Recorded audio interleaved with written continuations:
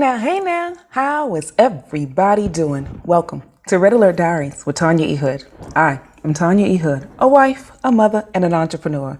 As an entrepreneur, it simply means I've worn a lot of different hats in my life that have helped me develop a full range of strategies and actionable steps that I've used to help my clients make a strategic impact, both personally and professionally, to have better than what life has been giving them.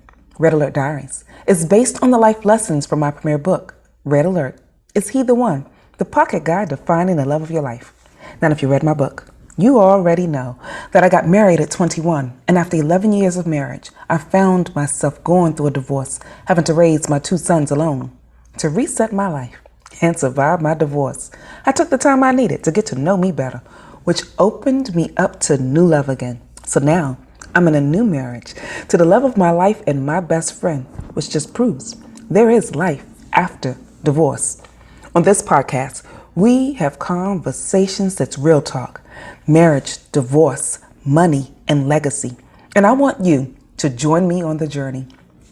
Call 240-532-2227. That's 240-532-2227. I want this podcast to challenge your thoughts and inspire you to grow, so together we can operate in excellence. Today, I want to have a quick conversation with you about pain and trauma, because often we don't know what to do. It's sitting on top of an underlying path that we often don't want to talk about. We don't want to admit where the pain took place. We don't want to often know how it even arrived. But what we do want is a quick fix. We want it gone now. Doesn't matter how long you've been dealing with it, you want it fixed right now. Well, I want you to know that there are some things that you just can't put a quick fix on. There are things like in the physical realm. If you get physically injured, depending on what the injury is, it leaves a scar. If it's a deep enough wound, then you'll have to put extra salve on it, bandage it up, or maybe restrict it in a cast or something. But there has to be something physically done so that the healing can take place. With our emotions, we don't often take the time. We don't even do as much as we do when we get a paper cut, put a Band-Aid on it. Let me back up. Some may be putting the Band-Aid on it that's not really suitable to get that wound healed. For some, the bandage may be alcohol, drugs, or sex. Yep, that's a bandage for some people. Making a decision that because this one person hurt you, you are not going to put yourself in an emotional position, but you still want to have the physical moments that take place. We have got to get to a place in our world where we can be whole completely with what the brokenness that shows up, so that we don't keep using that as a magnet, drawing in the brokenness of other people into our lives, because that happens also. It happened to me because I never really took the time in my first marriage to discover what to do about my abandonment issues. See, there's some things in your life you just get used to, or you become numb to it, or you have just decided that no longer bothers you. So you decide to take that emotion and you bury it alive. But unresolved emotions will resurrect themselves at the most inopportune time. So I want you to know that you're going to have to still take the time to go through the healing, and it will leave a scar. Just like you have physical scars that have shown that you have been injured somewhere in your past, you'll still have an emotional scar as well. But I want you to get to a place where even though you still have the effects of it that can sometimes be seen, that you're no longer stuck with the undergirding cut of that emotion, traumatizing you, sabotaging you, and ruining your path to get to your next trajectory. And I encourage you, do an autopsy of the things that you feel are causing you chaos. See, when you take the time to go through and strategically analyze what took place here, when did it happen, what was going on in my world, what was I really thinking, those questions will give you some insight about how you can truly gain some knowledge about your past. So how do you walk through the path of getting into a better position? Get clear about why you behaved that way. What was it that caused that particular response? Was it just a small adding on of that same trauma that triggered the moment where you decided today is the day that no one will ever do this to me again? And it was the first time that your husband did it to you, or your boyfriend did it to you, or your wife or your girlfriend did it to you, but you blew up. You magnified that moment because it to you felt like it was another thing on top of the past thing that you hadn't fixed. And the person that you're with didn't do it to you. Sometimes we have the people that are currently with us pay for the trauma of our past, and they had nothing to do with it. Let's not keep walking through that journey. Let's find out what broken parts of you selected broken parts in others, so that as you get healed and whole, you may be the tool, the resource, or the support to help them get whole. And I want you to know that if you encounter a moment where you're finally getting clear about what that was in your past and you start cleaning it up, you may not be able to help the person that you're with clean theirs. It may mean you have to let it go. And that leads into another direction of hurt and pain that you don't want to encounter. But I want you to know that sometimes those non-congruent pieces that are in your world, you have to decide. Either you're going to continue to whittle at it until it actually tries to semi-fit, or you're going to let it go. This is where I ask you to make a decision for yourself, because no one but you, I often say, your life is a result of the choices that you make. People can give you their opinion. People can give you your thoughts. You can pick up all the knowledge in the world, but if you never apply it and never make a decision for yourself, it won't change. And I want you to know this. If you decide to make the adjustments, don't blame someone else if it doesn't work out well. You will have to stand in your own stuff.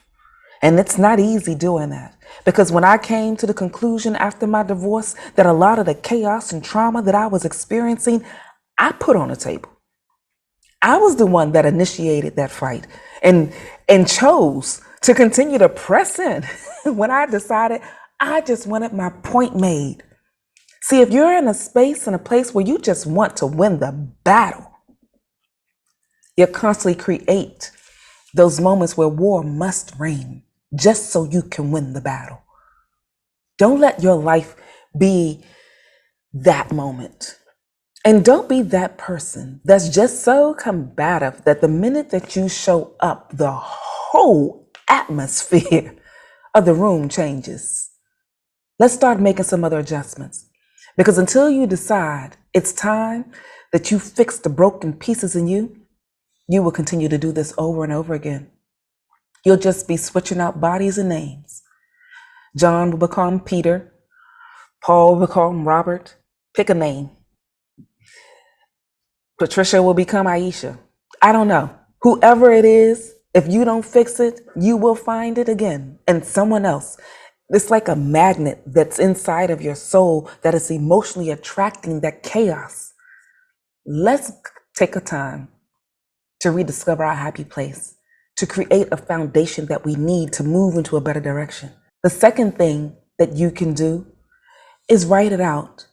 There are some things in your soul that you need to physically write down, because when you write, it sort of triggers in your brain to bring back to your remembrance more details of what took place. And the deeper you are in the details of the trauma, because there's moments that you've replayed them. And if you have not taken the time to be clear about the details, you can't really pinpoint where the pain was. You have all this extra stuff that's happening in your world, and you may not be really certain what that one part really is. I know for me, my ex, when I started going through the trauma and the chaos, just brought up the abandonment issues that I had that were not his. He was not the one that did that to me, but the 8-year-old in me was still fighting to find her mama, fighting to find her dad, fighting to find her place in the world because I felt overlooked. I felt like there wasn't anybody that really was there for me, to comfort me, to be present for me. So I joined in a relationship thinking that my marriage would give me those pieces. Well, not what I should have done is take the time to let Tanya learn how to be soothed.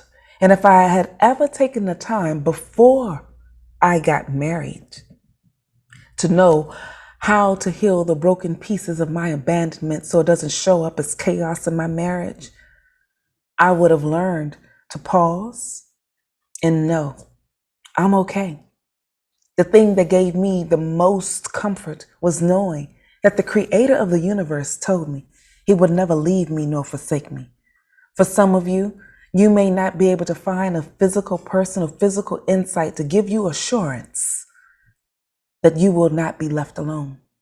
You may need to tap into a higher being.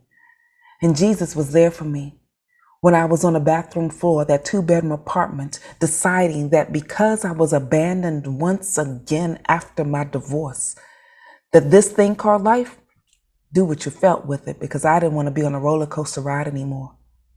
But it was then that I really felt the presence of God for me. It gave me a comfort and assurance that gave me the confidence that I needed to stand on the scars and let them be seen. There's emotional things that you will go through, and the scars will still be there visibly for people to see. But the chaos and the trauma that is undergirding it does not have to always be your story. You see, when I share my story now, I share it because I want to give you insight. I share it because I know the lessons that I have walked through and the strategies that I've developed, and to give you some insight. I may not be able to help you get from A to Z, but there's something that I'm hoping I can give you that will change your perspective to get you out of that moment that you're sitting in right now that has been so chaotic, that you were broken. And so for today, if you don't remember anything else I've shared, here's the one thing I want you to know. You can be emotionally healed even if the scars don't go away. You can still show up, share your story, give some insight, and pour into someone else those things that you know you've already overcome. See, had I not taken the time to do the autopsy, had I not taken the time to write it out, I would have never learned the lessons that I needed to develop the strategies. And in my premiere book, for those of you that have read it, there is a lot of strategies that I walk through and giving you insight, especially in paying attention to your patterns and the patterns of those around you. That was another tool that I used to help me get whole. So, if you want someone to join you on the journey, go to my website, tanyaehood.com. There you can click under the Work With Me tab and find the various ways that we can connect with one another. And if you're on Clubhouse, we can continue this conversation in the Red Alert Diaries room at 7 p.m. Eastern Standard Time. I would love for you to join me on the journey. In the meantime, this is Tanya E. Hood, walking in my purpose, and I want you to do the same.